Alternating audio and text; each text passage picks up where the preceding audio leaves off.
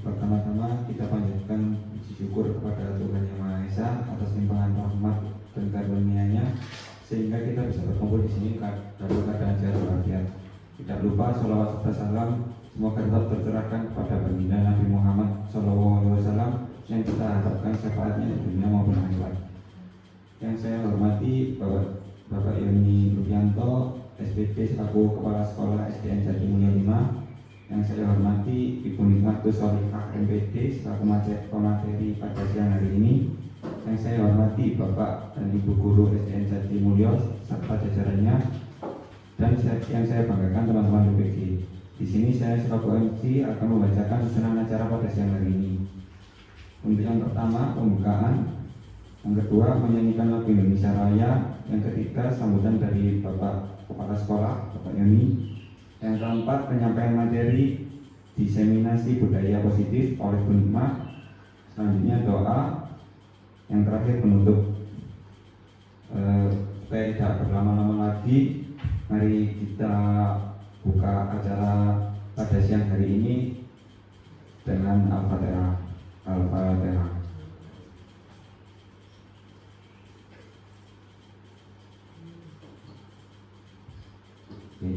Selanjutnya menyanyikan lagu Indonesia Raya.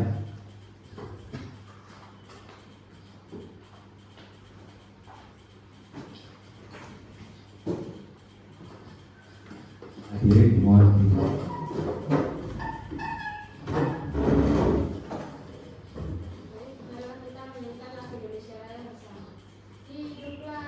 Indonesia Raya.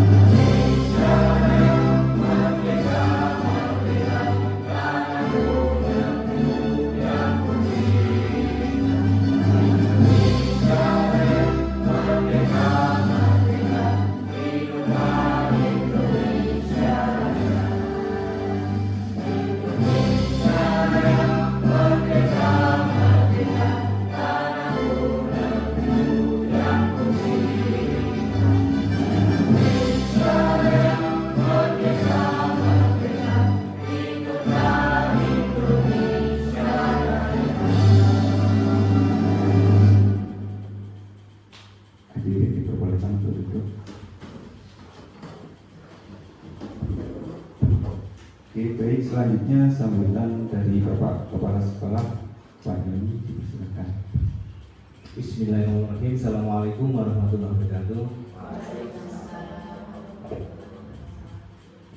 Salam sejahtera bagi kita semua, Bapak Ibu yang saya hormati, narasumber Bu Nikma.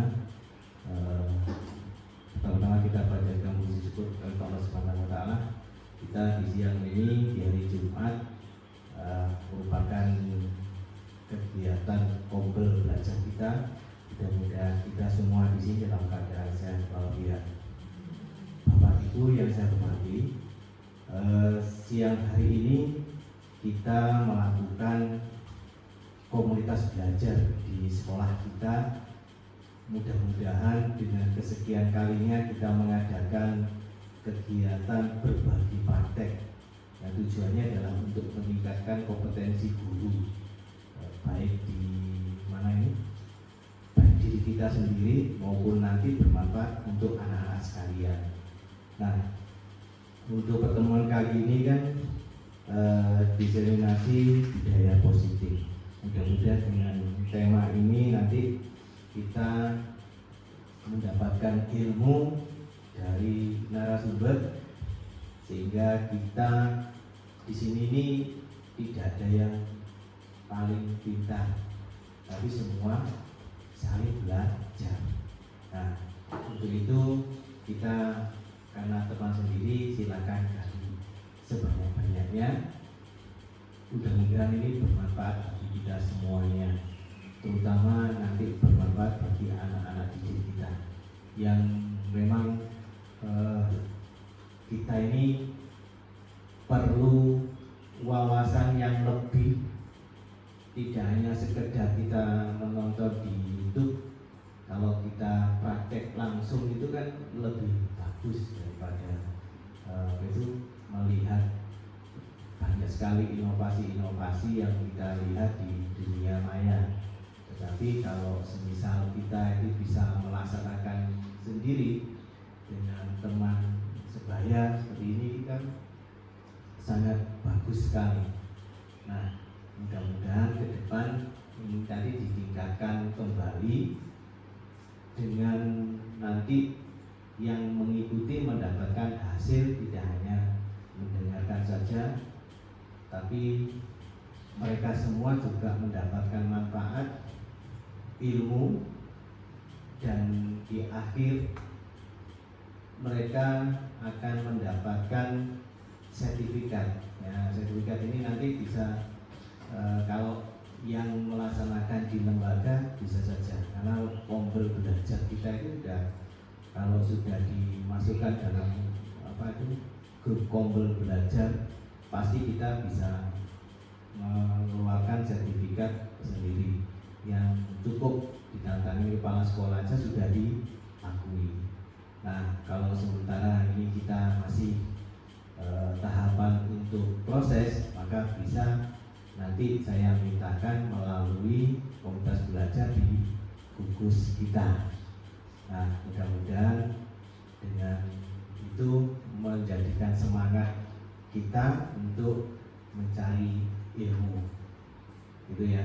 Kalau mencari ilmu itu kan tidak ada batasnya. Nah, jadi ayo kita sambil belajar, walaupun mau pensiun, Kak Bumul itu tetap semangat belajarnya luar biasa. Apalagi kemarin sudah ujian, pasti lulus. Bagi yang muda-muda, yang paling muda kan Bunaning. Muda-muda. Oke, itu aja dari saya, tak perlu lama-lama biar cepat kita menimba ilmunya. Saya kira wassalamualaikum warahmatullahi wabarakatuh. Kita beri 2D ya, dukungan dan doa. Terima kasih Bapak Yoni atas sambutannya. Selanjutnya penyampaian materi diseminasi budaya positif oleh Bu Nikmah, dipersilakan.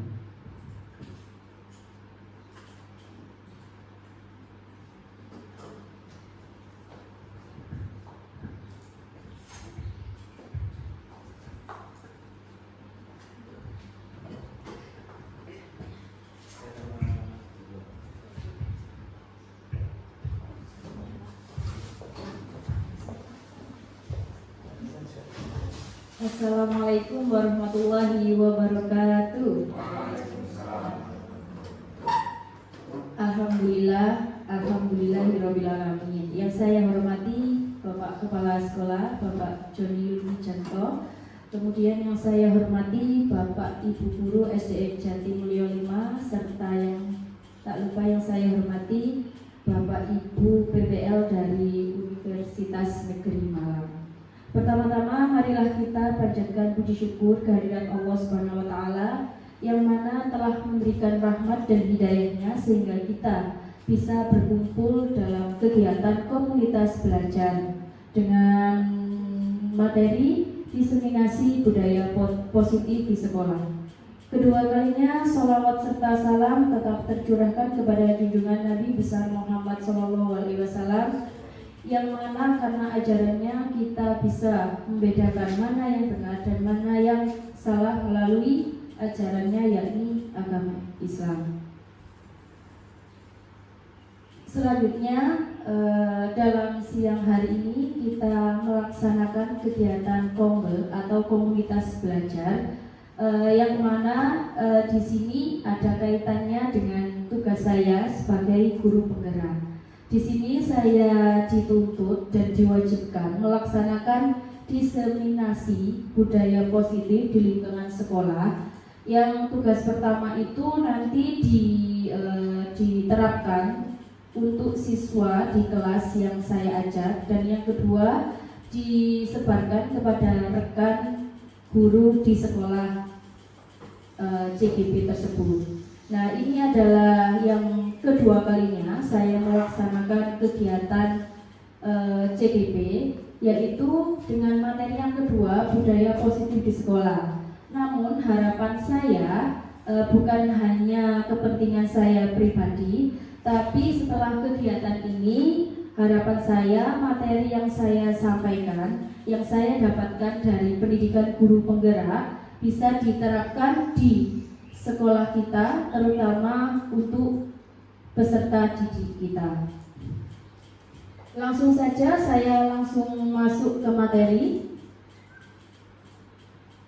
Nah, sebelum masuk ke materi, di sini saya ada beberapa pertanyaan pemantik yang perlu kita refleksikan bersama. Apakah Bapak Ibu setuju bila yang pertama, pemberian hukuman dapat mendisiplinkan siswa? Kira-kira Bapak Ibu setuju apa tidak dengan pertanyaan yang pertama? Kira-kira pemberian hukuman dapat mendisiplinkan siswa, setuju apa tidak? Menurut kita saja, sepengetahuan kita saja, pemberian hukuman dapat mendisiplinkan siswa, setuju apa tidak? Tergantung. Siswanya sementara, berarti setuju apa tidak? Setuju. Setuju. Kemudian yang kedua, pemberian hadiah meningkatkan prestasi siswa, setuju apa tidak? Setuju. Setuju? Bu Rima? Enggak juga. Kemudian selanjutnya, guru harus mampu memberikan solusi untuk setiap siswa yang bermasalah. Setuju? Ya. Ini saya rasa setuju semuanya. Yang ketiga, yang terakhir, guru berperan sebagai teman bagi siswa, setuju apa tidak? Setuju apa tidak? Setuju. Nah, dari keempat pertanyaan ini, semoga kita nanti mendapatkan jawaban yang paling tepat. Kira-kira pertanyaan 1 sampai 4 itu setuju apa tidak? Nanti kita bahas bersama melalui materi hari ini, budaya positif. Lanjut, Pak. Nah, masuk ke materi budaya positif. Apa sih budaya positif itu? Nah, sebelum saya membaca arti dari budaya positif itu, saya ajak Bapak Ibu guru untuk berpikir positif atau positive mindset. Benar ya? Gak ada guru bahasa Inggris di sini. Saya ajak Bapak Ibu guru untuk berpikir positif atau positive mindset. Berarti di sini kita belajar untuk berpikir yang positif. Nah, ada kaitannya dengan budaya positif, bahwasanya budaya positif itu perwujudan dari nilai-nilai atau keyakinan universal yang diterapkan di sekolah. Nah, nilai-nilai ini mungkin Bapak Ibu ada yang sudah tahu. Nilai-nilai ini tercermin dalam hal apa? Nilai yang bagus, apa yang negatif, apa yang positif? Nilai-nilai atau keyakinan universal yang diterapkan di sekolah. Kira-kira yang disebut nilai-nilai ini nilai seperti apa? Sikap, kemudian apalagi? Mungkin ada yang mau berpendapat, nilai-nilai ini yang dimaksud nilai apa? Mungkin masih bingung ya. Nah, nilai-nilai yang dimaksud hal ini adalah nilai-nilai yang tercermin dalam profil pelajar Pancasila. Ada mandiri, ada kreatif, kritis, dan lain-lain. Karena ini adalah berkesinambungan dengan kurikulum merdeka. Lanjut. Nah, untuk menciptakan budaya positif di lingkungan sekolah, maka kita harus memahami konsep-konsep inti untuk menciptakan budaya positif tersebut. Nah, konsep-konsep ini perlu kita pahami dan perlu kita terapkan supaya kita nanti bisa berhasil dalam menerapkan budaya positif di sekolah. Yang pertama, ada disiplin positif dan nilai-nilai kebajikan universal. Kemudian yang kedua, ada teori motivasi, hukuman, penghargaan, dan restitusi. Dan yang ketiga, keyakinan kelas. Keempat, ada kebutuhan dasar manusia dan dunia berkualitas. Selanjutnya yang kelima, ada 5 posisi kontrol guru. Dan yang terakhir ada segitiga restitusi. Dari keenam materi inti ini, adakah yang menurut Bapak Ibu itu masih asing atau baru didengar kali ini? Yang kira-kira yang mana? Nomor 6, segitiga restitusi. Mungkin ada lagi? Nomor 1 sampai dengan nomor 6, adakah yang menurut Bapak Ibu masih asing, yang belum pernah didengar sebelumnya? Segitiga restitusi. Sama. Nomor 2, teori motivasi, hukuman, dan penghargaan, kemudian restitusi. Berarti ada 2 yang menurut Bapak Ibu asing. Nah, mungkin yang nomor 6 ini sudah panjenengan lakukan, tapi belum tahu itu apa namanya atau disebut apa. Nah, dari keenam konsep inti ini nanti digunakan untuk acuan menerapkan budaya positif di sekolah. Kita bahas satu persatu. Yang pertama. Nah, sebelum ke materi yang pertama, saya akan mengajak Bapak Ibu untuk bermain. Ini nanti pasang-pasang ya. Mungkin Pak Jundi tidak dapat pasangan, bisa sama Pak Abi ya di sebelah sana. Oke. Nah, permainannya seperti ini. Cobalah buka. Nah, jadi di sini nanti ada 2 orang atau berpasang-pasangan. Anda dan teman Anda akan membuka kegiatan cobalah buka. Anda adalah A. Mungkin dengan berpasang-pasang ini bisa ditentukan mana yang A dan mana yang B. Misalnya Bu Ana dengan Bu Rara, Bu Amel dengan Bu Nike, terus Bu Mul dengan Pak Yoni, kemudian Bu Naning dengan Bu Rima, Pak Abi dengan Pak Jundi. Nah, bisa ditentukan mana yang posisi teman A dan mana yang posisi teman B. Tugas Anda adalah mengepalkan salah satu tangan Anda, hanya satu tangan ya, jangan dua-duanya. Kemudian cobalah Anda bayangkan bahwa Anda menyimpan sesuatu yang sangat berharga di dalam kepalan tangan Anda. Nah, Anda perlu menjaga benda tersebut sekuat tenaga Anda karena begitu pentingnya untuk kehidupan Anda. Jadi bayangkan Bapak Ibu, di dalam kepalan tangan panjenengan semua itu ada barang yang sangat berharga sehingga tidak boleh hilang atau sampai ujung. Kemudian yang tugas temannya B ini nanti, rekan Anda yang B adalah mencoba membuka dengan segala cara untuk membuka kepalan teman Anda. Teman Anda B boleh membujuk, menghardik, mengintimidasi, memarahi, menggoda, menggelitik, dan sebagainya. Jadi yang A ini berusaha mempertahankan yang di genggaman tangannya, sedangkan yang B ini berusaha untuk membujuk si A supaya benda yang berharga di tangannya itu bisa sampai dia dapatkan. Coba sekarang mungkin bisa dipraktekkan bersama teman sebangkunya atau partnernya. Mungkin monggo Abi sama Pak Jundi. Ayo, kepala. Contoh mungkin Budara bisa contoh di sini. Misalkan Budara sebagai yang A, yang punya emas brilian atau sudah. Nah, saya sebagai B, kemudian Bu Rara ini sebagai A. Nah, Bu Rara kan punya sesuatu yang berharga di kepalan tangannya ini. Sedangkan saya ini boleh membujuk, boleh menghardik, boleh mengintimidasi, boleh merayu dengan segala cara supaya ini terbuka. Oke, coba ya, Bu Rara. Bu Rara, punya apa sih? Coba itu ada apa sih? Nggak ada. Nah, seperti itu. Boleh merayu, menghardik apapun, yang penting kepalan tangan ini terbuka. Coba dipraktekkan. Ayo, mungkin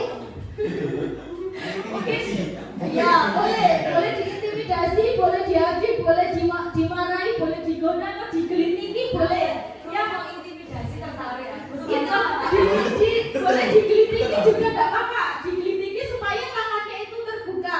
Bagaimanapun caranya nggak apa-apa. Yang penting tangannya, kepala tangannya itu terbuka. Coba. Ayo, coba kita praktekkan sebentar saja. Mungkin Pak Jundi sama Pak Abi. Boleh. Maju. Masa maju ke belakang? Siapa yang jadi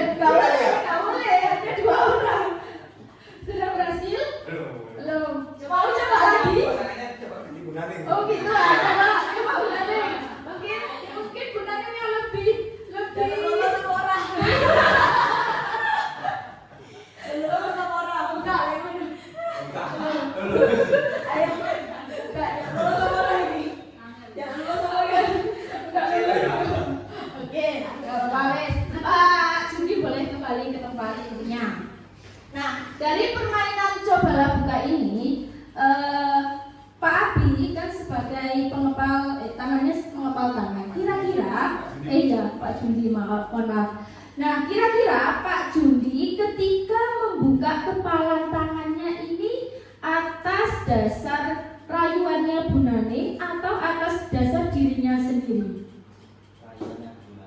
Rayuannya Bu Naning, benarkah? Dan tadi nggak terbuka loh, masih mengepal tangannya. Oke.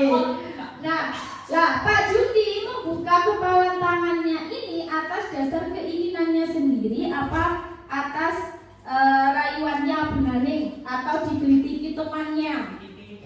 Diintimidasi. Oke, baik. Nah, sebenarnya Bapak Ibu, Pak Jundi membuka kepalan tangannya itu sebenarnya bukan atas dasar dari bujukan temannya atau intimidasi dari temannya, tapi dari kontrol dirinya sendiri. Kira-kira aku pengen buka Mbak Yo, kira-kira aku pengen mengepalkan tangannya apa enggak ya? Itu sebenarnya dari kontrolnya sendiri. Contoh, misalkan ini saya contohkan kepada murid saja ya. Misalkan Bapak Ibu guru memberikan PR kepada muridnya, pasti kan ada yang tidak mengerjakan PR, benar apa tidak? Nah, yang tidak mengerjakan PR itu sebenarnya atas kontrolnya sendiri. Kita sebagai guru itu tidak bisa sepenuhnya mengontrol murid. Padahal jika tidak mengerjakan PR kan pasti ada hukumannya, ada konsekuensinya, dan kemudian ada lain sebagainya. Nah, tapi pasti ada saja siswa kita yang tidak mengerjakan PR. Nah, itu namanya disebut kontrol diri dari seseorang. Nah, di sini saya ada kaitannya dengan materi berikutnya. Nah, tadi kan kontrol diri. Kemudian ada sedikit pergeseran paradigma teori kontrol menurut Dr. William Glasser. Nah, yang pertama, ilusi guru mengontrol diri. Nah, seperti yang saya jelaskan tadi, bahwasanya seorang guru itu tidak bisa sepenuhnya mengontrol muridnya. Seperti yang saya sebutkan bahwasanya ketika guru memberikan PR kepada murid, pasti di kelasnya kan sudah membuat kesepakatan, sudah membuat peraturan, sudah membuat keyakinan kelas. tapi masih ada saja yang tidak mengerjakan PR. Nah, itu sebenarnya seorang murid sedang mengontrol dirinya sendiri. Kemudian yang kedua, ilusi bahwa semua penguatan positif, efektif, dan bermanfaat.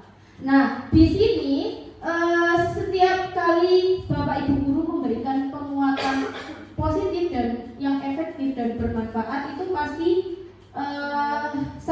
istilahnya bisa dirasakan oleh murid. Selanjutnya, ilusi bahwa kritik dan membuat orang merasa bersalah dapat menguatkan karakter.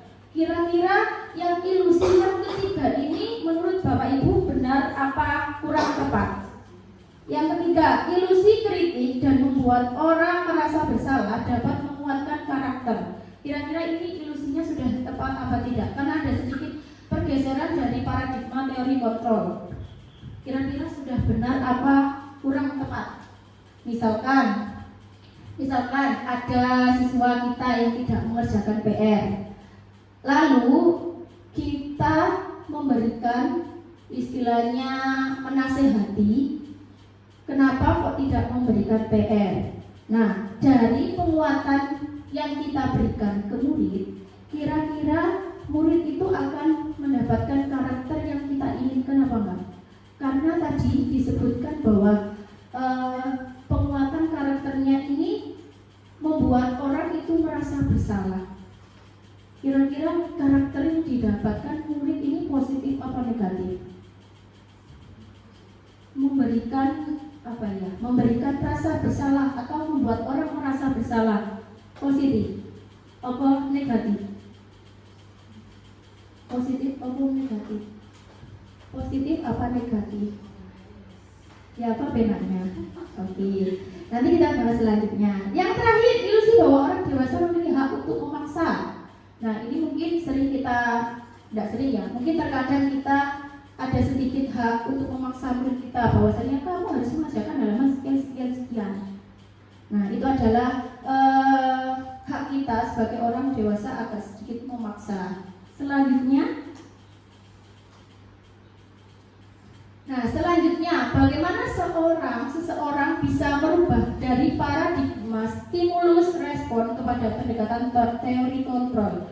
Kalau stimulus respon itu biasanya mendapatkan pengaruh dari luar, sedangkan teori kontrol itu adalah dari diri kita sendiri, yang mengontrol diri kita sendiri. Lanjut. Nah, ini ada tabel yang saya ambil dari modul pendidikan guru penggerak di modul 1.4. Ada stimulus respon dan teori kontrol.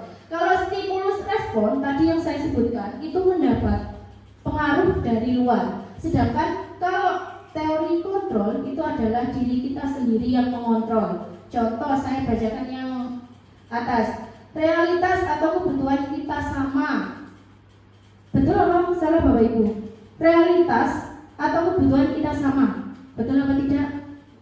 Tidak, karena setiap orang pasti punya kebutuhan yang berbeda. Sedangkan kalau teori kontrol berbicara bahwasanya realitas atau kebutuhan kita berbeda-beda. Jadi antara stimulus respon dan teori kontrol itu adalah yang paling berpengaruh pada diri kita seorang guru dan murid adalah teori kontrol. Kemudian selanjutnya ada semua orang melihat hal yang sama. Itu kalau menurut stimulus respon, kalau mendapatkan pengaruh dari orang lain. Sedangkan teori kontrol itu menyebutkan bahwa setiap orang memiliki gambaran yang berbeda. Dari stimulus respon dan teori kontrol, yang paling tepat kira-kira yang mana? Teori kontrol apa stimulus respon? Teori kontrol. Nah, itu saya bacakan sedikit saja karena banyak sekali contohnya. Nah, lanjut ke disiplin positif. Nah, tadi sudah budaya positif, ada nilai-nilai kebajikan universal. Nah, sekarang disiplin positif. Nah, ketika Bapak Ibu mendengar kata disiplin dalam benak Bapak Ibu, kira-kira hubungannya dengan apa? Ketertiban, karakter, terus Kira-kira siswa yang tidak disiplin itu biasanya mendapatkan apa? Punishment. Nah, berarti gambaran Bapak Ibu yang saya tangkap dari jawaban panjenengan semua, itu disiplin positif itu pasti ada kaitannya dengan hukuman. Kalau disiplin itu pasti ada kaitannya dengan hukuman. Jika anak tidak disiplin, maka akan mendapatkan hukuman atau tadi yang disebut Pak Abi, punishment. Nah, kalau di sini kita bahas disiplin positifnya dulu. Disiplin positif merupakan salah satu cara penerapan disiplin yang bertujuan untuk menumbuhkan kesadaran serta memberdayakan anak untuk melakukan sesuatu tanpa sogokan, ancaman ataupun hukuman. Jadi dari pengertian ini dapat ditarik benang merahnya bahwasanya kalau kita mau menerapkan disiplin itu tidak harus menggunakan hukuman. Karena kalau menggunakan hukuman itu nantinya penguatan karakter yang didapatkan akan berbeda. Biasanya dia melakukan karena ancaman, tidak mengerjakan PR, nanti diancam akan membersihkan kelas, itu tidak baik untuk untuk perkembangan karakter anak, itu kurang baik. Jadi makanya disebut disiplin positif itu kita bertujuan untuk menumbuhkan kesadaran anak melakukan sesuatu dengan kesadarannya sendiri tanpa ada ancaman ataupun sogokan ataupun hukuman. Itu namanya disiplin positif. Lanjut. Nah, di sini dalam menerapkan disiplin positif itu didasari dengan motivasi perilaku. Misalkan ada anak didik kita melakukan sesuatu karena ingin mendapatkan hadiah, seperti lomba Agustusan kemarin, dia kan berlomba-lomba menang supaya mendapatkan hadiah. Nah, itu salah satu motivasi perilaku manusia. Ada 3 motivasi perilaku manusia. Yang pertama, menghindari ketidaknyamanan atau hukuman. Yang kedua, mendapatkan imbalan atau penghargaan. Sedangkan yang ketiga, menghargai diri dan menjadi orang yang mereka inginkan. Nah, kalau tadi yang saya sebutkan, ketika anak mengikuti lomba, itu kira-kira motivasi mana yang diterapkan anak tersebut? Ya, mendapat imbalan, betul sekali. Motivasi yang kedua, mendapat imbalan ataupun penghargaan. Nah, dari tiga motivasi perilaku ini pasti sudah kita terapkan atau secara tidak sadar pasti kita sudah melakukan ketiga motivasi tersebut. Yang pertama, menghindari ketidaknyamanan atau hukuman. Contoh, ketika kita memberikan PR atau tugas kepada anak, terus anak tersebut mengerjakan karena supaya terhindar dari hukuman ataupun terhindar dari dikasih punishment. Kemudian kalau contohnya guru misalkan mengikuti sesuatu kegiatan karena ingin mendapatkan sertifikat guna untuk PNN, itu masuk di motivasi yang mendapat penghargaan. Contoh lagi, kalau misalkan kita mengikuti sesuatu karena menghindari ketidaknyamanan atau hukuman, misalkan nanti kalau nggak ikut akan didenda 20.000. Nah, itu motivasi yang pertama. Yang terakhir, yang ketiga, menghargai diri dan menjadi orang yang mereka inginkan. Nah, kalau motivasi yang ketiga ini levelnya agak tinggi ya Bapak Ibu. Ini karena kesadaran diri kita sendiri tanpa harus mendapatkan imbalan, tanpa harus menghindari hukuman. Selanjutnya dari motivasi tersebut kan ada orang yang berperilaku atas dasar motivasi pertama, ada atas dasar motivasi kedua dan ketiga. Dari motif tersebut timbullah sebuah hukuman, konsekuensi dan restitusi. Mungkin dari ketiga kata ini yang paling asing kita dengar adalah restitusi. Apa itu restitusi? Saya juga baru belajar ini Bapak Ibu, tapi sudah disuruh menyebarluaskan kepada teman rekan sejawat di sekolah. Jadi di sini saya menyampaikan apa yang saya dapatkan di pendidikan guru penggerak. Dan materi yang saya buat ini saya Nah, dari ketiga kata ini ada hukuman, konsekuensi, dan institusi. Ini ada perbedaan. Yang pertama, kalau kita menghukum, itu dampak yang dirasakan murid itu biasanya bukan menjadi dirinya sendiri, tapi menjadi seseorang yang merasa gagal. Contoh, misalkan ada anak yang tidak memakai seragam dengan lengkap, kemudian dihukum, disuruh membersihkan apa. Nah, di situ sebenarnya ketika anak melaksanakan hukuman tersebut, dia bukan menjadi dirinya sendiri, karena dia melakukan karena ancaman atau karena hukuman. Nah, perbedaannya kalau hukuman, sesuatu yang menyakitkan harus terjadi. Contoh, ketika anak kita beri hukuman, pasti bagi anak yang dia rasakan itu adalah sesuatu yang menyakitkan. Disuruh nyapu di kelas, itu kan pasti sangat menyakitkan bagi anak.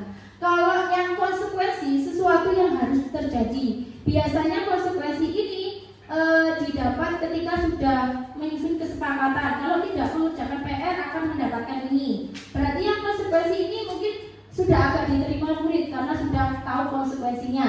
Yang terakhir, restitusi. Restitusi ini merupakan pilihan. Nah, pilihan untuk menyelesaikan masalah tersebut. Nah, pilihannya di sini anak sendiri yang akan menyelesaikan masalahnya sendiri, mencari solusinya sendiri. Nah, contoh yang kedua, yang hukuman tidak nyaman untuk murid, anak atau anak untuk jangka waktu yang panjang. Kemudian kalau konsekuensi tidak nyaman untuk murid atau anak jangka waktu pendek, dan restitusi menguatkan untuk murid atau anak dalam jangka waktu yang panjang. Dari tabel ini untuk membedakan hukuman, konsekuensi, dan restitusi, maka akan dijelaskan pada slide berikutnya. Lanjut, Pak. Lagi. Nah, dari ketiga kata tersebut, berdasarkan tabel yang tadi sebelumnya, penjelasan tentang hukuman, konsekuensi, dan restitusi. Yang pertama, kalau hukuman ini biasanya tidak terencana, bersifat satu arah, bisa berupa hukuman fisik, psikis, ataupun kata-kata kasar. Contoh, ini biasanya mendadak tanpa terencana sebelumnya. Nah, biasanya kalau hukuman itu cenderung dengan fisik.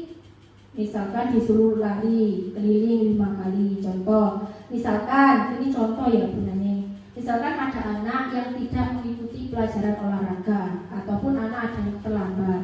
Kemudian secara nggak sadar Bu Nani memberikan hukuman lari lapangan 5 kali. Nah, itu termasuk hukuman. Sedangkan kalau konsekuensi bersifat terencana, sudah disepakati, bentuk-bentuk konsekuensinya dibuat oleh pihak guru. Nah, konsekuensi ini memang benar kita sepakati bersama dengan murid, tapi biasanya konsekuensi ini yang menentukan adalah gurunya. Misalkan kalau nggak piket nanti didenda 2.000. Nah, biasanya yang menentukan konsekuensi ini dari pihak guru, walaupun sudah disepakati bersama anak-anak. Kemudian yang ketiga, restitusi adalah proses menciptakan kondisi bagi murid untuk memperbaiki kesalahan mereka, sehingga mereka bisa kembali pada kelompok mereka dengan karakter yang lebih kuat. Nah, kalau restitusi ini ketika ada anak yang membuat kesalahan atau tidak tertib, guru itu tidak menghukum, tidak memberikan konsekuensi, tapi guru itu mendampingi, membimbing, kemudian melatih anak untuk menemukan solusinya sendiri dari masalah yang dibuat. Biasanya ini dalam membimbing anak ini, guru itu tidak ada nada marah, tidak ada nada bentak, ya natural kayak berbicara dengan temannya. Nah, dari ketiga ini kira-kira yang paling tepat kita terapkan yang mana? 1, 2, apa 3?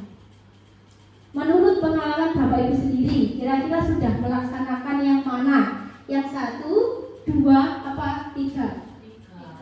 3. Bisa diceritakan Bu Mul? Yang ketiga itu ketika merestitusi murid itu seperti apa? Seperti pengalaman saya waktu ahli. Kamu ada pengalaman banyak. Iya, seperti saper lagi Riko. Nah ini kalau disentak itu dia itu hanya cengengesan saja. Tapi kalau ini ya pintar ya nak ya, itu dia baru. Ya. Nah, itu. Ya, terima kasih Bu Mul. Itu adalah langkah Bu Mul yang dilakukan kepada siswanya. Kalau misalkan bisa disebutkan Bu Mul ketika kesalahannya Riko sama Ali itu seperti apa, terus Bu Mul cara menanganinya seperti apa? Untuk Ali. Ya. Menggoda temannya. Oh, menggoda temannya. Ya. Pakai ini Bu Mul dan Bapak. Ali menggoda temannya. Ali, jangan Yoli. Itu tidak baik. Kamu mau digoda begitu. Dan seterusnya. Oke, dari jawaban Bu Mul tadi, kira-kira kalimat yang diucapkan Bu Mul itu sudah menemukan solusi dari permasalahan Riko dan Ali. Kalimatnya Bu Mul, Ali jangan menggoda temannya dan seterusnya.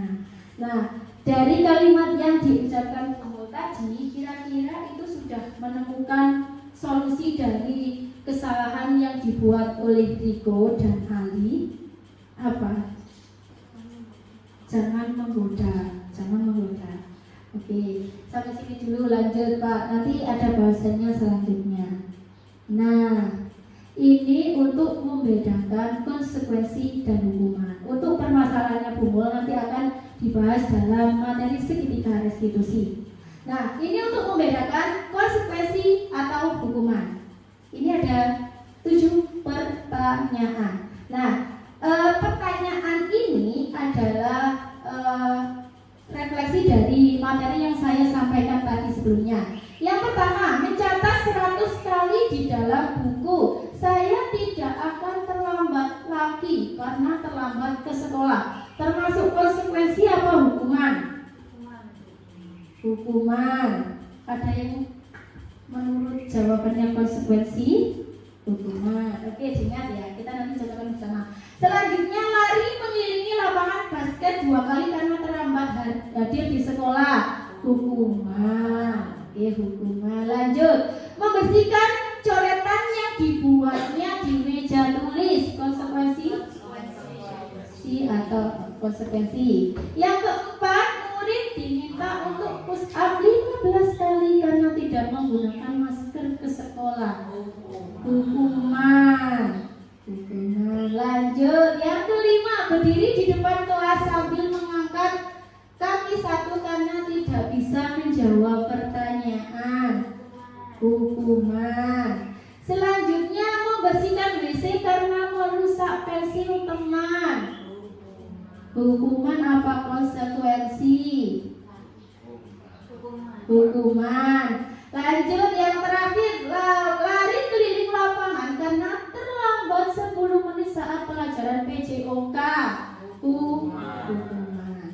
Oke, kita cek bersama jawaban Bapak Ibu apakah benar semua. Yang pertama, mencatat 100 kali di dalam buku kalimat saya tidak akan terlambat lagi karena terlambat ke sekolah. Ini merupakan konsekuensi karena di sini tidak ada ciri-ciri fisik ya Bapak Ibu, hanya menulis di buku tulisnya. Kemudian yang kedua, lari mengelilingi lapangan basket 2 kali karena terlambat hadir di sekolah. Termasuk hukuman. Cirinya tadi karena biasanya hukuman itu mendadak dan cenderung ke fisik. Kemudian yang ketiga, membersihkan coretan yang dibuatnya di meja tulis. Ini konsekuensi dari yang dibuat, terus dia yang bertanggung jawab dengan membersihkan. Kemudian murid diminta push up. Sudah pasti hukuman karena fisik. Dan yang kelima, berdiri di depan kelas sambil mengangkat kaki satu karena tidak bisa menjawab pertanyaan, termasuk hukuman karena fisik. Sekarang saya punya pertanyaan seperti ini Bapak Ibu. Kira-kira menghukum dengan fisik itu boleh apa tidak? Walaupun sudah disepakati bersama, boleh apa tidak?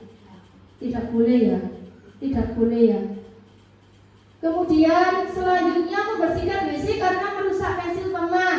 Hukuman. Dan yang terakhir, lari keliling lapangan karena terlambat 10 menit saat pelajaran. Ini konsekuensi. Lanjut.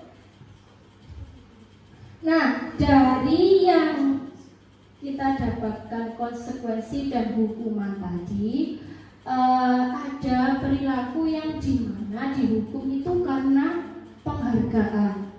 Nah, dihukum karena penghargaan ini mungkin bagus ya Bapak Ibu, tapi untuk jangka waktu pendek, belum tentu jangka waktu yang panjang.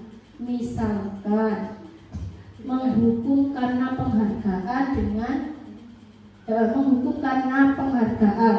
Nah, di sini biasanya tujuannya kan memang untuk menertibkan anak, tapi anak itu merasa di situ dia itu bukan dirinya sendiri karena merasa sedih karena aku harus dihukum. Nah, dari sifat sedih itu anak mungkin tidak akan mendapatkan penguatan karakter yang positif. Kemudian selanjutnya, penghargaan tidak efektif. Nah, ini yang dimaksud penghargaan tidak efektif. Misalkan memberikan hadiah untuk murid yang ranking 1. Nah, itu hanya ranking 1 ya Bapak Ibu. Padahal yang berprestasi itu kan tidak hanya ranking 1, tapi 2 dan 3. Nah, ini yang dimaksud adalah penghargaan yang tidak efektif. Kan kasihan yang 2 dan 3 kok gak dikasih penghargaan, hanya yang ranking 1 saja. Kemudian penghargaan merusak hubungan. Misalkan ada teman A dan teman B. Kemudian yang A ini mendapat penghargaan karena dia sudah berhasil menyelesaikan soal matematika dan mendapatkan 100. Kemudian yang B ini juga berhasil mendapatkan nilai 100. Tapi kriterianya yang cepat duluan yang mendapat penghargaannya. Di sini yang dimaksud penghargaan itu merusak hubungan. Jadi nanti si A sama si B ini akan tidak akur, loh kok enak itu dapat penghargaan sedangkan aku kan enggak, padahal sama-sama dapat 100. Kemudian selanjutnya penghargaan mengurangi ketepatan. Ini saya langsung saja ya Bapak Ibu biar agak cepat. Penghargaan mematikan kreativitas. Nah, kemudian penghargaan menghukum dan motivasi dari dalam diri. Kemudian lanjut, mengapa keyakinan kelas bukan peraturan kelas? Kira-kira ada yang tahu? Karena tadi salah satu konsep itu untuk menciptakan budaya positif adalah dengan membuat keyakinan kelas. Kenapa kok bukan peraturan kelas? Mungkin ada yang sudah tahu?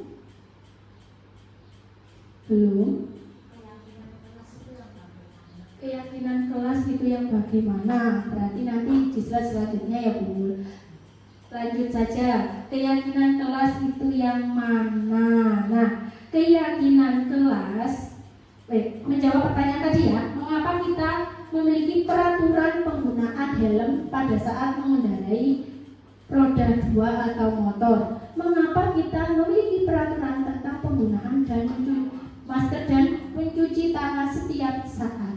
Nah, di sini kalau kita menggunakan helm pada saat mengendarai motor, itu kan yang membuat peraturan adalah lalu lintas. Sedangkan kalau kita memiliki mengapa kita memiliki peraturan tentang penggunaan masker dan mencuci tangan, ini kan termasuk apa itu? Peraturan atau keyakinan?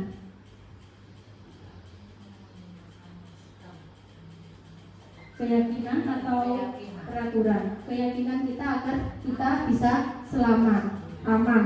Nah, ya betul. Kalau yang memakai helm itu adalah peraturan.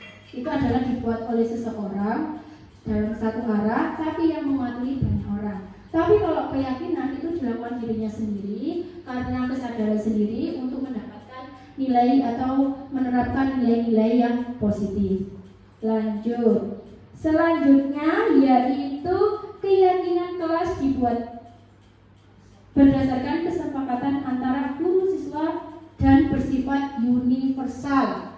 Sedangkan peraturan biasanya dibuat oleh guru dan bersifat satu arah. Contoh peraturan sekolah yang dibuatkan sekolah, bukan yang buat guru dan murid. Itu peraturan sekolah, hanya guru yang membuat. Tapi kalau keyakinan kelas dibuat berdasarkan kesepakatan antara guru dan siswa dan bersifat universal atau nilai universal. Ada nilai-nilai universal yang berlandaskan pada profil pelajar Pancasila, ada tanggung jawab, mandiri, kemudian menghargai dan lain-lain. Lanjut. Nah, tadi kenapa kok keyakinan kelas bukan peraturan kelas? Sebenarnya sudah terjawab dari slide sebelumnya. Kalau peraturan kelas dibuat satu arah dan dibuat oleh pihak sekolah. Tapi kalau keyakinan kelas dibuat oleh guru dan siswa dan berlandaskan nilai-nilai universal. Nah, nilai-nilai ini mengarah kepada nilai-nilai yang positif seperti menghargai, kemudian bertanggung jawab, disiplin, dan lain-lain. Nah, kemudian untuk membentuk keyakinan kelas ini adalah dari murid, dari curahan hati murid, kemudian ditampung sama guru, kemudian nanti dipilih bersama dan disepakati bersama. Beda ya Bapak Ibu dengan kesepakatan kelas. Kalau kesepakatan kelas mungkin hanya kita bersepakat, kalau tidak sepakat atau melanggar kesepakatan tersebut itu akan mendapatkan konsekuensi. Tapi kalau keyakinan kelas ini itu dilakukan atas dasar sendiri, atas keyakinannya sendiri, diyakini dan dilaksanakan penuh dengan tanggung jawab. Nah, kemarin saya juga sudah istilahnya mempraktekkan bersama anak-anak untuk membuat keyakinan kelas. Yang pertama, saya mempersilahkan siswa untuk mencurahkan ide tentang peraturan yang disepakati. Jadi saya memberikan sticky note kepada anak-anak tentang maunya seperti apa sih kelas 4 ini supaya aman, disiplin, kemudian saling menghargai. Ternyata ketika anak sudah menulis semua curahan hatinya, saya istilahnya tinjau kembali. Jadi kalau keyakinan kelas ini tidak ada kalimat negatif, misalkan tidak boleh mencontek di saat ujian, kemudian tidak boleh keluar kelas tanpa izin, kemudian tidak boleh mengganggu temannya, kemudian tidak boleh membuang sampah sembarangan. Nah, kalimat-kalimat tersebut kalau dalam keyakinan kelas itu kurang tepat, karena di dalam keyakinan kelas itu tidak dianjurkan untuk menggunakan kalimat negatif, tapi kita rubah menjadi kalimat yang positif, dan kalimat tersebut nanti ada nilainya sendiri. Contoh, tidak boleh membuang sampah sembarangan, kita rubah menjadi kalimat yang positif, buanglah sampah pada tempatnya, atau jagalah kebersihan di kelas kita. Nah, dari keyakinan tersebut, kira-kira nilai yang didapatkan anak-anak apa Bapak Ibu? Jagalah kebersihan di kelas kita. Nah, dari menjaga kebersihan di kelas, kira-kira nilai yang didapatkan anak itu apa? Menjaga kebersihan di kelas. Nilai yang didapatkan, nilai positifnya, nilai universalnya, menjaga kebersihan kelas, yaitu nilai yang didapatkan adalah nilai tanggung jawab. Nilai apa lagi? Menjaga lingkungan. Kemudian setelah meninjau kembali kalimat yang negatif menjadi positif, kemudian kita bersama anak-anak menyepakati keyakinan yang sudah kita susun bersama. Nah, nanti saya ada contohnya yang saya terapkan ke anak-anak, bukan lagi kesepakatan kelas, tapi keyakinan kelas. Karena keyakinan kelas itu tidak ada hukuman atau konsekuensi, tapi adanya adalah restitusi. Jika ada yang melanggar, maka gurunya akan merestitusi. Selanjutnya,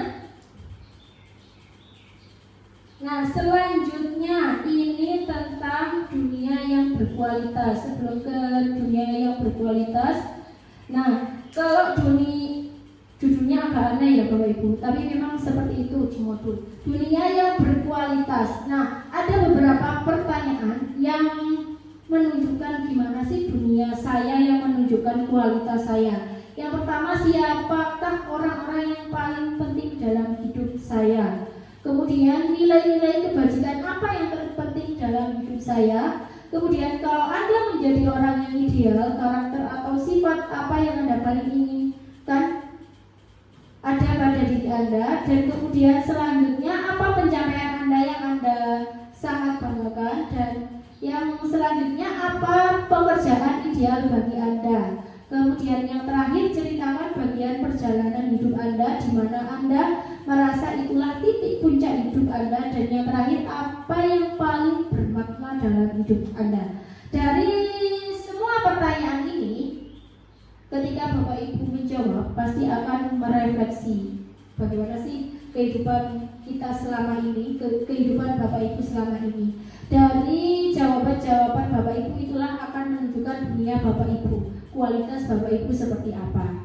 Mungkin ada perwakilan yang mau menjawab dari beberapa pertanyaan ini. Pertanyaan yang pertama, siapakah orang-orang yang paling penting dalam hidup Anda? Mungkin oke, lanjut. Mohon maaf, kesalahan sedikit. Selanjutnya, Pak Abi. Oke, lanjut selanjutnya yaitu konsep inti yang selanjutnya yaitu ada kebutuhan dasar manusia. Biasanya ini adalah dasar seseorang melakukan sesuatu. Misalkan ada siswa yang terlambat, kemudian pasti ada sesuatu alasan kenapa kok terlambat.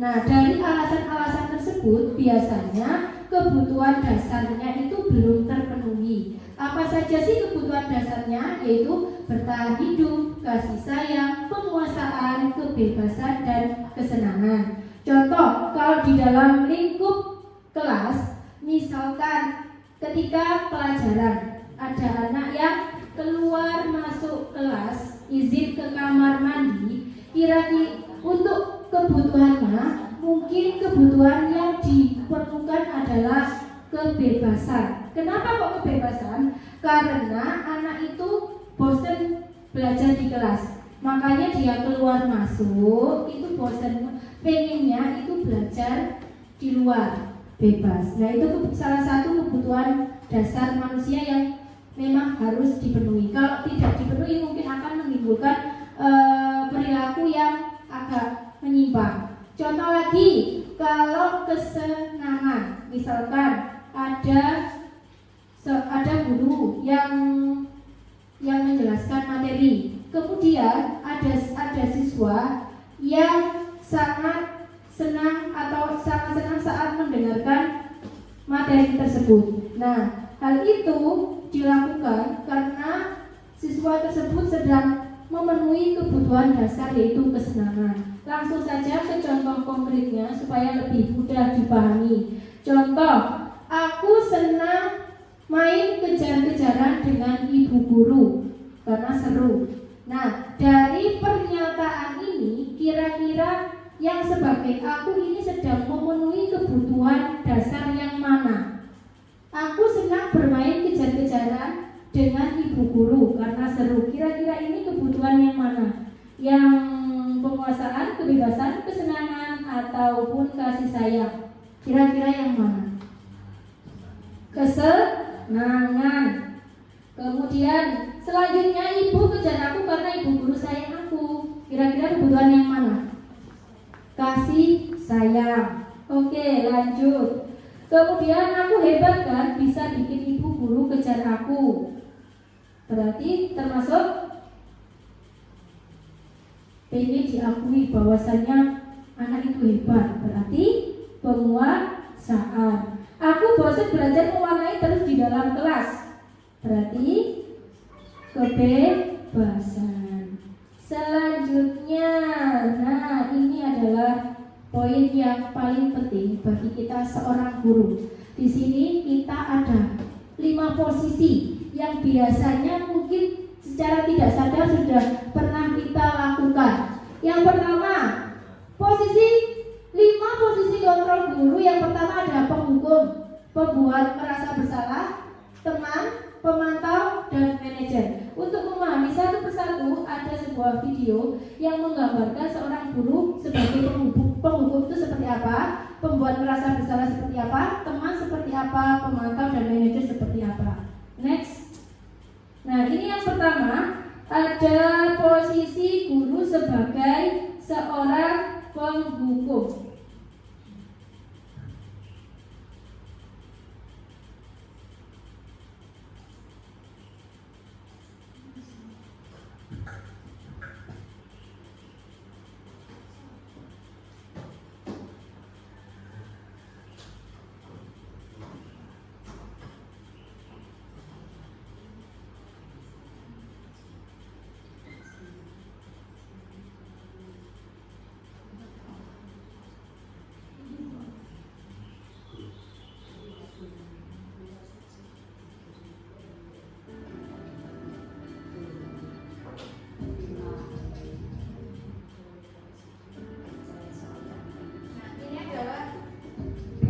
Ini adalah posisi guru sebagai penghukum.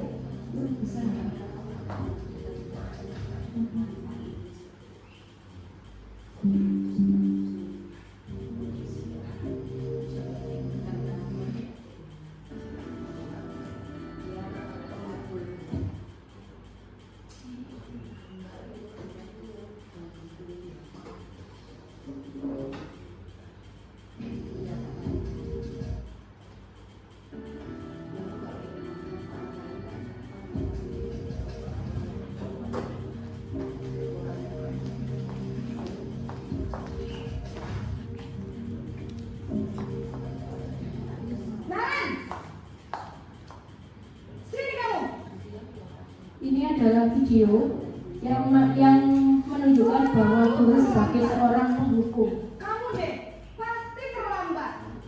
Maaf Bu, saya Apa? Apa coba? Alasan kamu apa lagi? Kapan sih kamu tidak terlambat? Malas sekali ya kamu jadi anak. saya Dasar pemalas. Gak kapok-kapok sih kamu. Sudah berapa kali terlambat?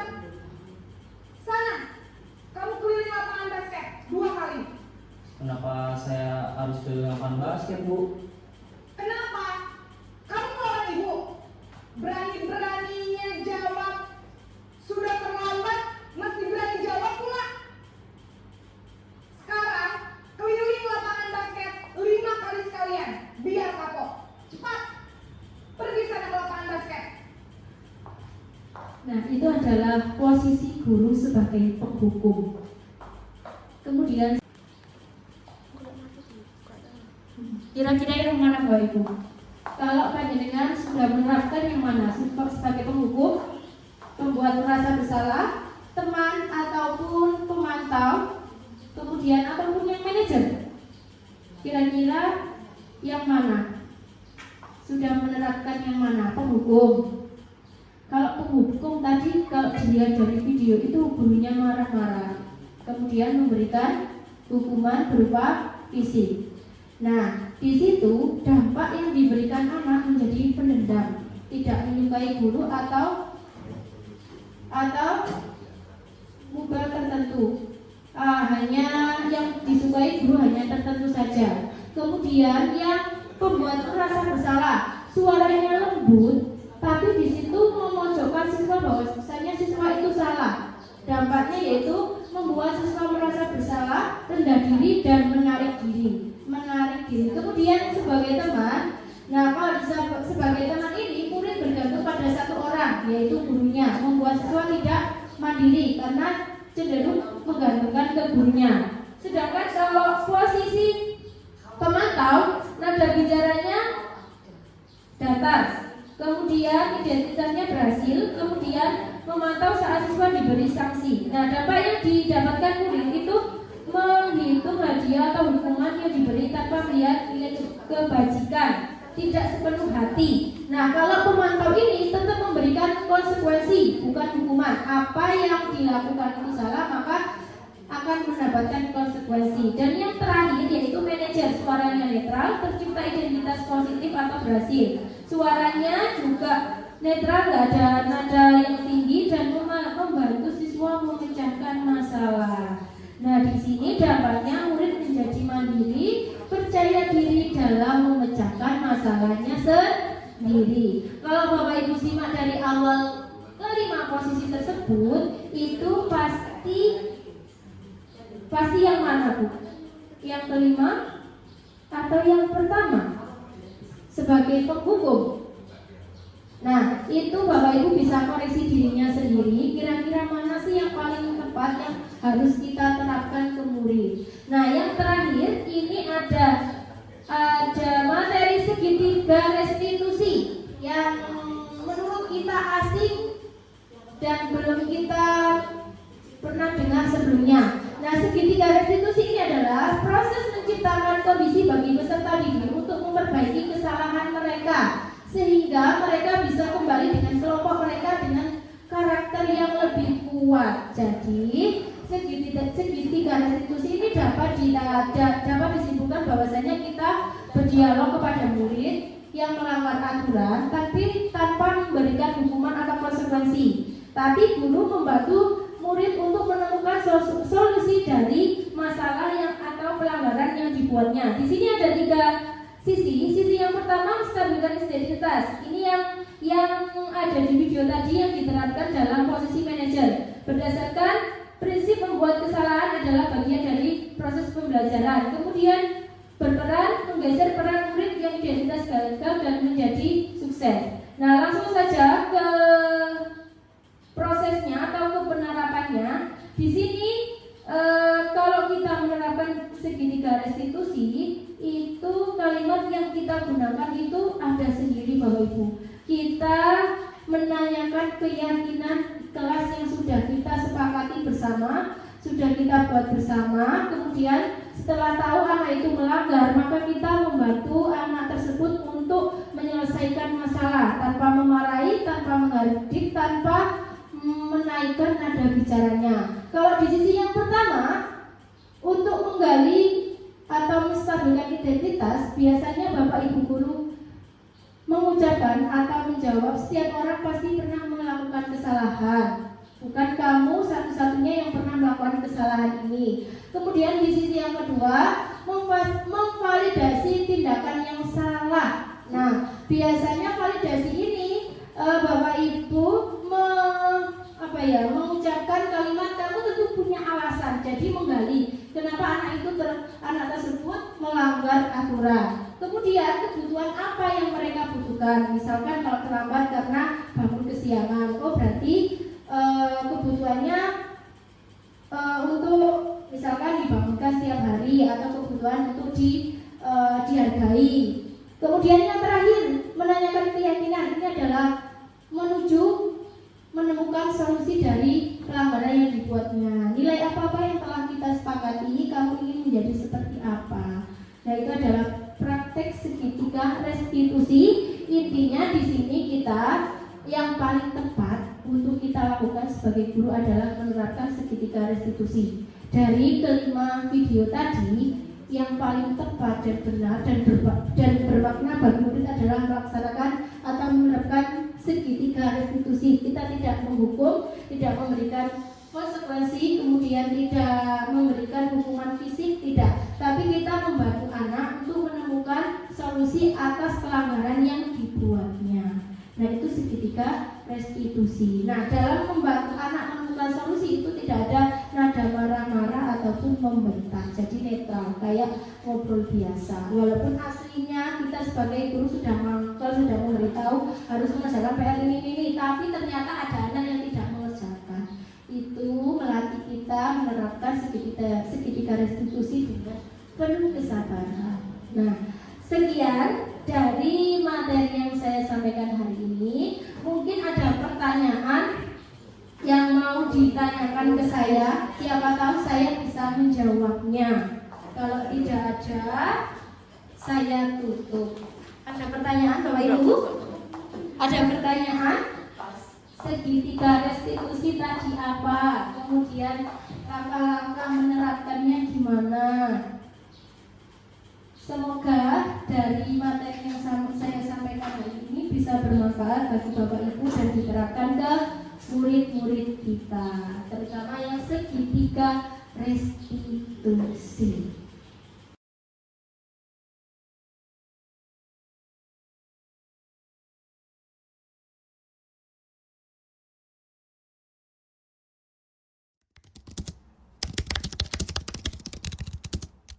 Assalamualaikum warahmatullahi wabarakatuh.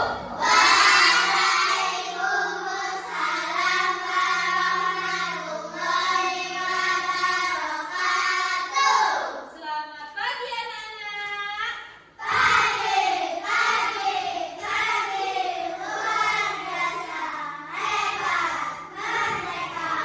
Bagaimana kabarnya hari ini?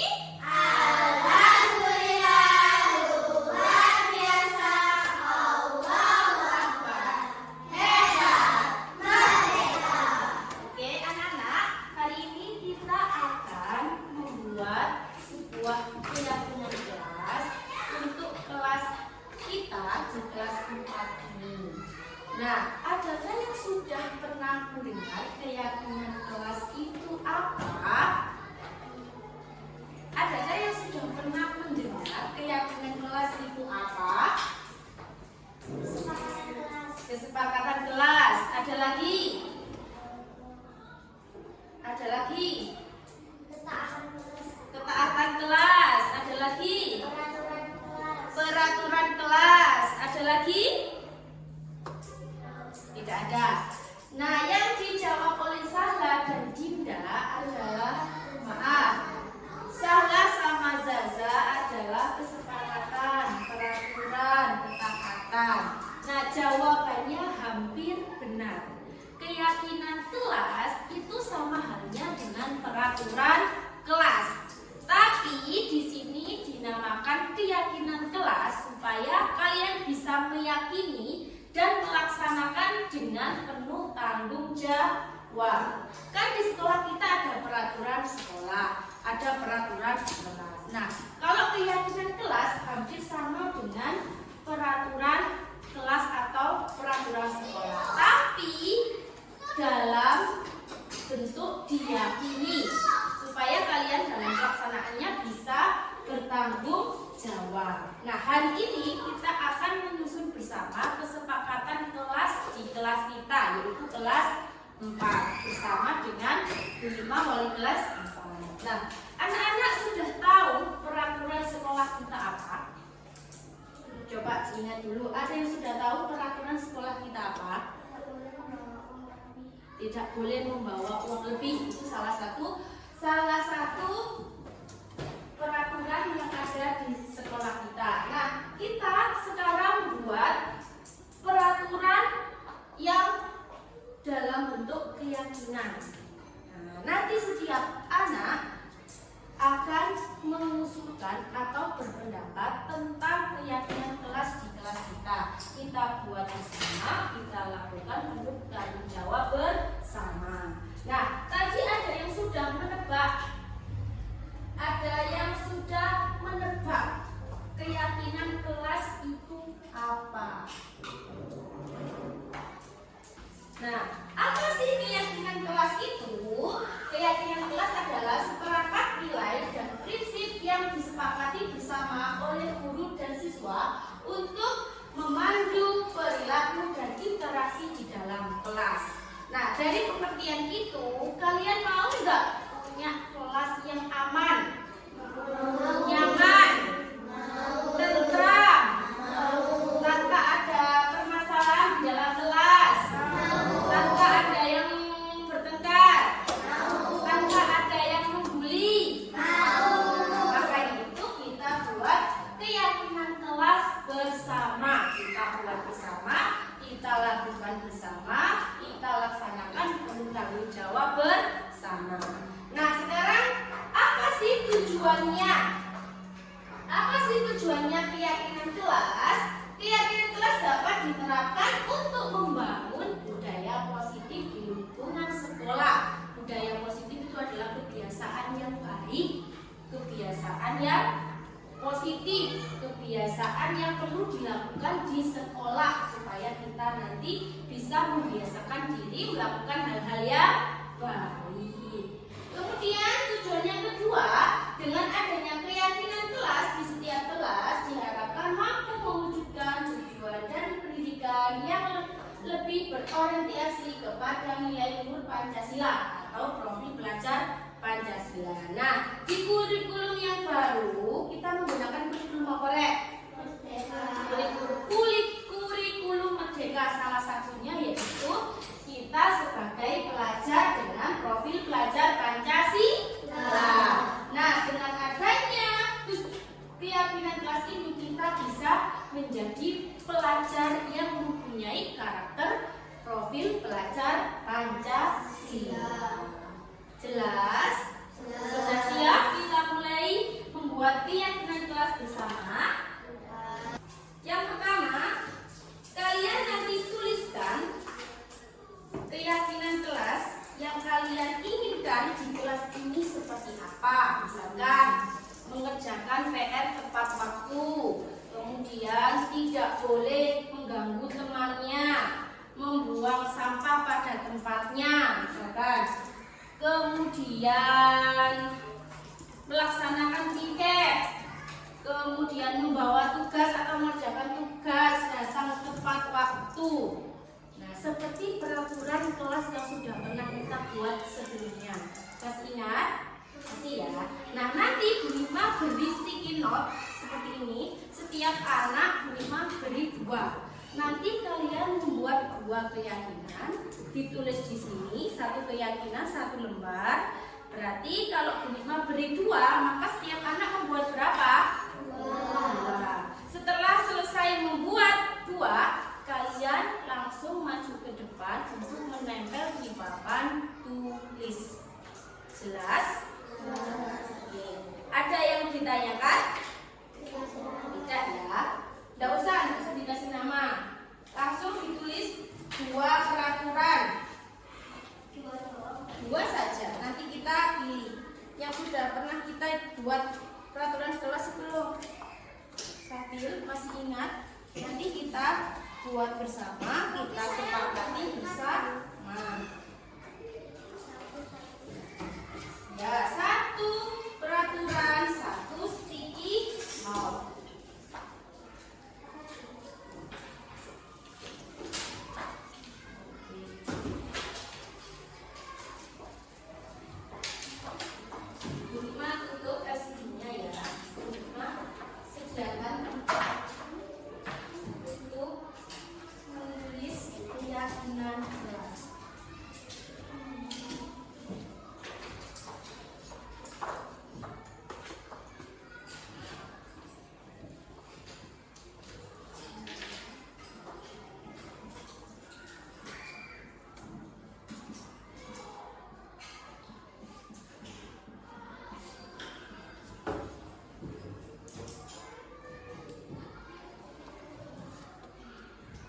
Jika sudah menulis keyakinan kelas di kertas yang sudah diberikan ini, nanti ditempel di depan dua-duanya. Masih ada yang bingung apa itu peraturan, cara membuat peraturan? Kayak dulu yang pernah sudah kita lakukan membuat peraturan dan keyakinan kelas. Boleh. Nanti kita sepakati bersama. Ayo, Axel. Gak usah pakai tanggal, langsung ditulis keyakinan kelas. Seperti peraturan, Rek, seperti peraturan. Seperti peraturan. Ada yang sudah? Sudah? Salah sudah? Oke. Kalau salah sudah, silakan ditempel di papan tulis. Di sini, urut, di sini salah. Sampai enggak? Iya. Oke. Nanti yang lainnya meluruskan dari yang ditempel saja. Di bawahnya saja enggak apa-apa. Di bawahnya saja. Atau di sini ya.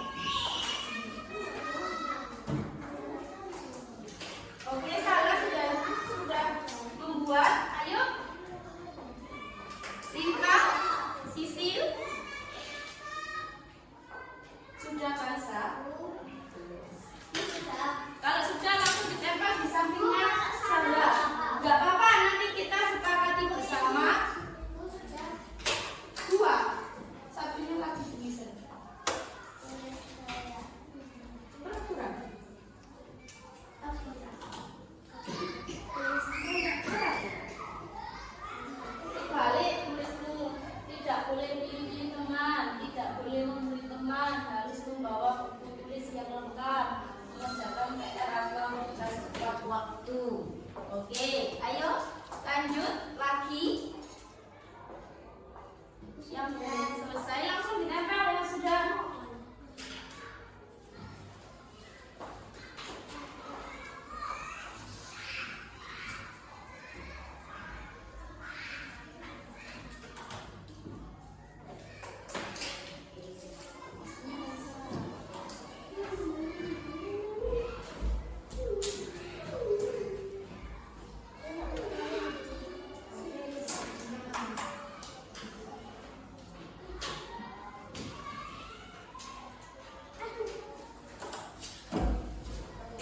Zaza di bawahnya diluruskan. Sudah. Kalau sudah silakan ditempel.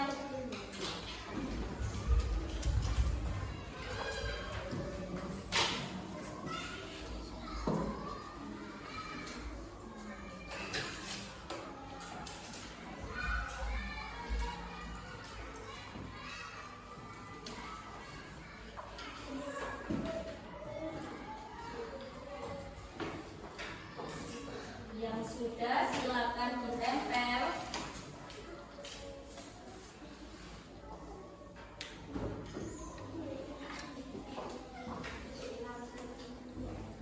Ada yang belum? Sisi, Lintang, Randu. Maaf. Axel. Lintang sudah, tinggal Randu. Axel. Oh, punya siapa nih?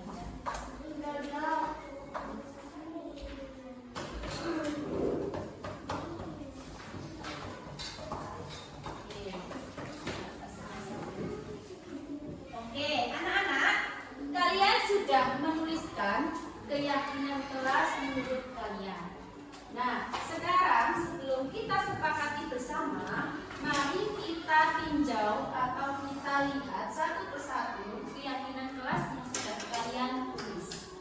Nah, sekarang adakah yang berkenan atau yang mau sukarela untuk membacakan keyakinan yang ditulis teman-temannya di papan tulis? Ada? Saya. Oke, Raffi, maju. Bacakan baris yang atas saja. Baris yang atas dibacakan yang keras. Tidak boleh pilih-pilih teman. Yang keras. Tidak boleh membuli teman. Harus membawa buku tulis yang lengkap. Mengerjakan PR atau tugas tepat waktu. Kemudian Tidak boleh membawa uang lebih. Tidak boleh pilih-pilih teman. Datang tepat waktu. tidak boleh membuli teman. Mengerjakan tugas tepat waktu. Tidak ada kemungkinan datang tepat waktu. Terima kasih Raffi, tepuk tangan buat Raffi karena sudah mau membaca keyakinan dari teman-temannya. Sekarang satu lagi yang perempuan.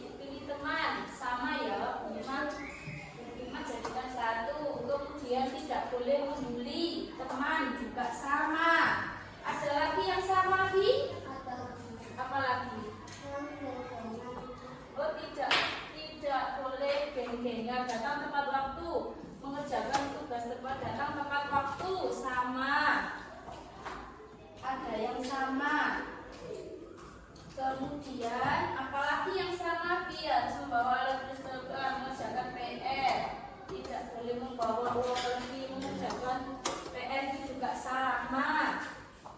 Unikma tulis atau tempel yang sama ya, tidak ada geng-gengan harus membawa alat tulis. Nah ini yang tidak sama ya. Oke. Kemudian yang baris kedua, Safila, tadi ada nggak kalimat yang sama? Ada apa tadi? Oh, mengerjakan PR tepat waktu, ini juga sama ya. Sama yang apa? Mengerjakan PR tepat waktu, ini juga sama ya. Kemudian apa lagi Safil? Mengerjakan PR. Oke. Mengerjakan PR tepat waktu. Tidak boleh berkata kotor melaksanakan piket. Yang uniknya tempel panjang berarti itu sama ya. Kemudian tidak boleh keluar dari meja atau kursi. Dilarang makan saat pelajaran. Dilarang membuang sampah di kelas. Betul, membuang sampah pada tempatnya. Tidak boleh berbicara kotor. Ada ya tadi? Mana yang tidak boleh ini ya? Kotor atau jorok. Kemudian apa lagi? Membuang sampah pada tempatnya. Ada nggak? Tidak boleh keluar kampus. Sama ya. Oke, kita sudah mendapat 1, 2, 3, 4, 5, 6, 7, 8, 9, 10, 11, 12, 13. Kita sudah mendapat 13 keyakinan. Nah, selanjutnya kita sepakati bersama. Namun sebelum kita sepakati bersama, ada yang perlu dirubah. Jadi, kalau keyakinan kelas itu tidak boleh menggunakan kalimat negatif. Misalkan dilarang, tidak boleh, kemudian dilarang, jangan, itu tidak boleh menggunakan kata seperti itu. Kita ubah menjadi kalimat yang positif. Contoh, tidak boleh membuli teman. Tidak boleh membuli teman. Kita ubah menjadi tidak boleh membuli teman. Kita ubah menjadi apa kira-kira? Jangan menggunakan kalimat negatif, tapi gunakan kalimat positif. Tidak boleh membuli teman. Kira-kira dirubah menjadi kalimat positif, jadinya seperti apa? Kalau membuli teman itu kan termasuk mengganggu temannya ya, menjadi temannya ya. Kita rubah menjadi kalimat yang positif. Kira-kira ada yang tahu? Kan membuli termasuk mengganggu temannya, menjahili temannya, menggoda temannya, ada yang jatuh. Nah, kita rubah ya. Tidak boleh membuli teman adalah kita ubah menjaga apa rek? Menjaga apa rek? Tadi kan mengganggu temannya, berarti menjaga sikap. Menjaga sikap ya gimana? Menjaga sikap ya gimana? Menjaga atau berperilaku ya? Berperilaku sopan. Berperilaku sopan dan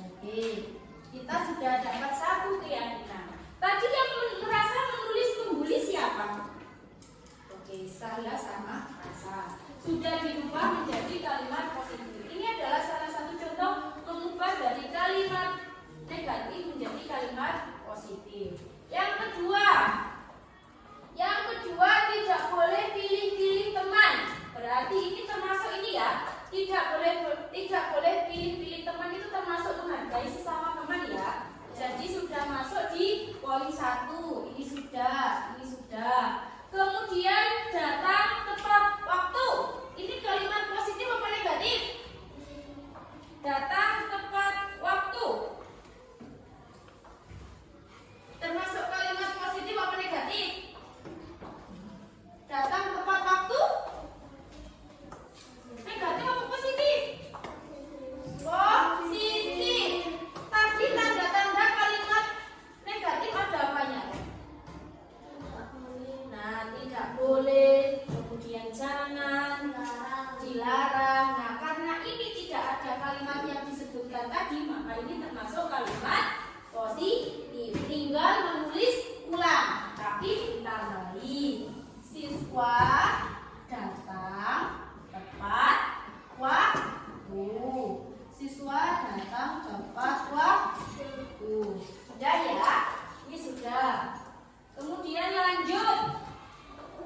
Pada ini ya. Kemudian lanjut mengerjakan tugas atau PR tepat waktu. Berarti sama ya, termasuk kalimat positif atau negatif? Positif ya, berarti kita tinggal menulis kembali mengerjakan tugas atau PR tepat waktu. Oke, ini sudah. Kemudian selanjutnya yang ini harus membawa buku tulis yang lengkap.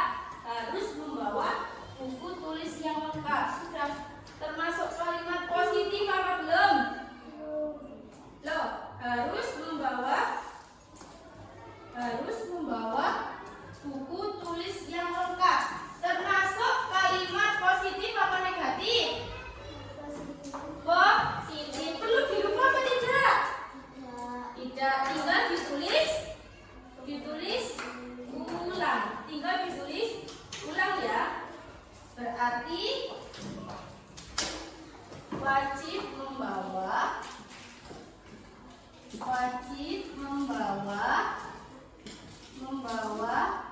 peralatan alat tulis dan apa ya? Dan apa tadi deh? Dan buku tulis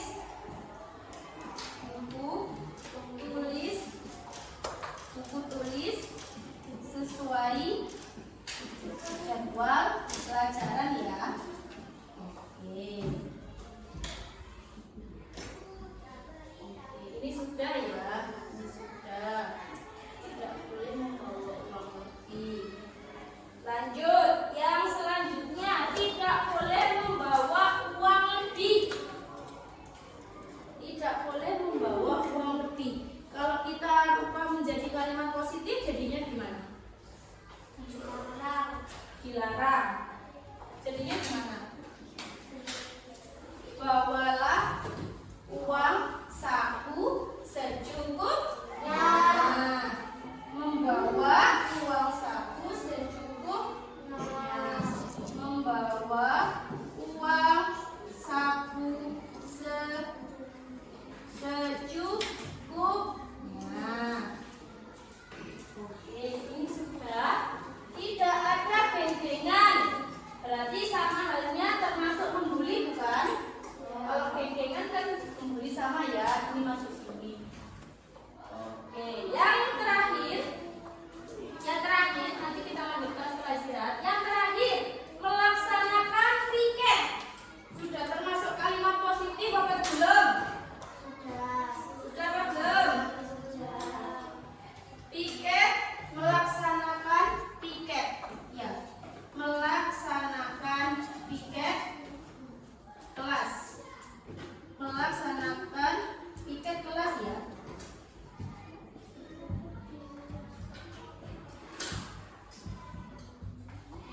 Sesuai jadwal. Sesuai jadwal dan dilaksanakan sepulang sekolah ya. Dan dilaksanakan sepulang sekolah.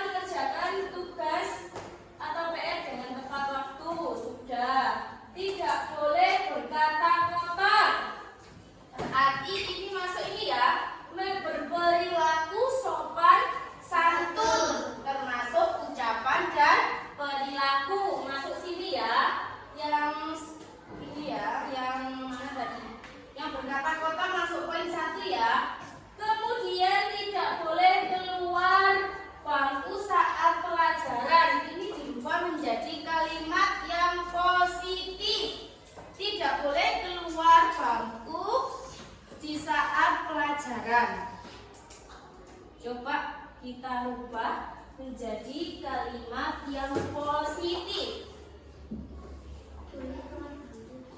Boleh keluar bangku, berarti menganjurkan. Tetapi jika keluar bangku harus izin terlebih dahulu, gitu ya. Jika keluar dari meja atau kursi atau kelas harus izin terlebih dahulu. Harus izin dahulu, itu ya. Berarti sudah. Kemudian dilarang makan saat pelajaran. Dilarang makan saat pelajaran. Kira-kira diubah menjadi kalimat positif menjadi seperti apa? Kira-kira gimana? Oh iya, silakan. Dilarang makan saat pelajaran. Dilarang makan saat pelajaran. Kira-kira kalau diubah jadinya gimana, anak-anak? Ketika pembelajaran, pada saat pelajaran,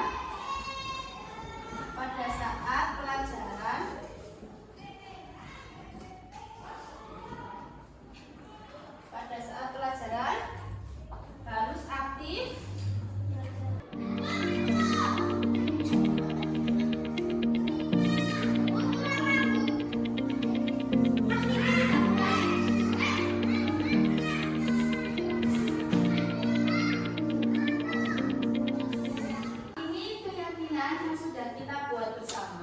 Ada 8 keyakinan yang sudah kita buat bersama. Kira-kira ada tambahan atau usulan? Tidak. Setuju atau tidak setuju? Setuju.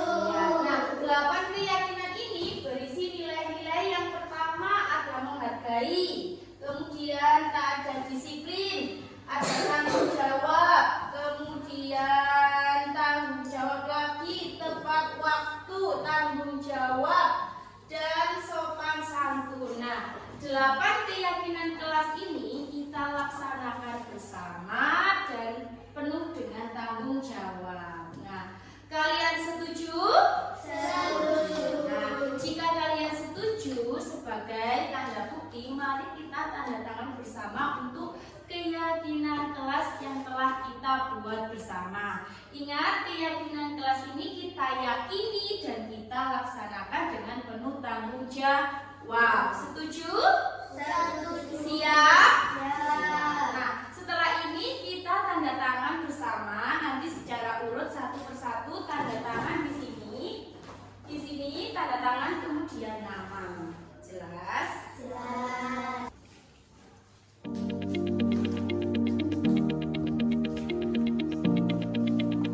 Lanjut, yang lain bisa urut ya.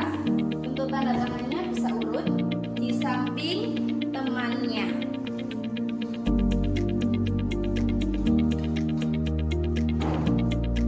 Ayo, gak apa-apa, yang lainnya di belakangnya Sela.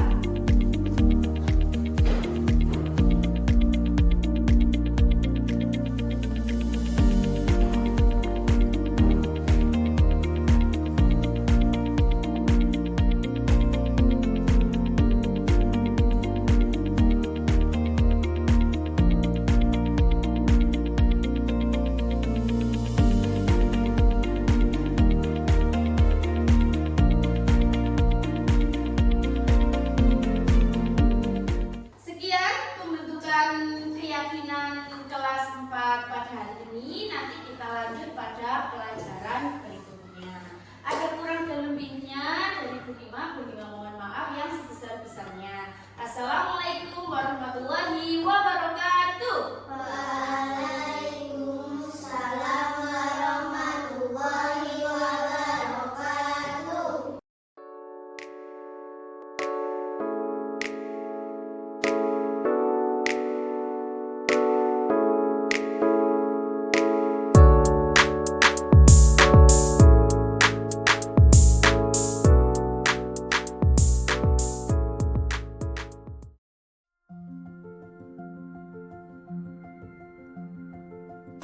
Assalamualaikum warahmatullahi wabarakatuh.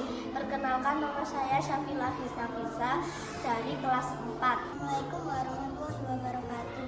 Perkenalkan, nama saya Sela Putri Batia dari kelas 4. Assalamualaikum warahmatullahi wabarakatuh. Perkenalkan, nama saya Ahmad Aksen Dwi Putra dari kelas 4. Assalamualaikum warahmatullahi wabarakatuh. Perkenalkan, nama saya Rabian Sahatala Putra dari kelas 4.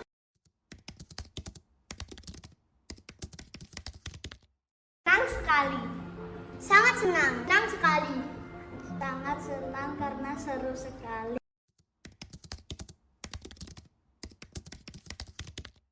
Sangat penting. Sangat penting. Iya, sangat penting. Sangat penting. Karena dapat menunjukkan rasa tanggung jawab.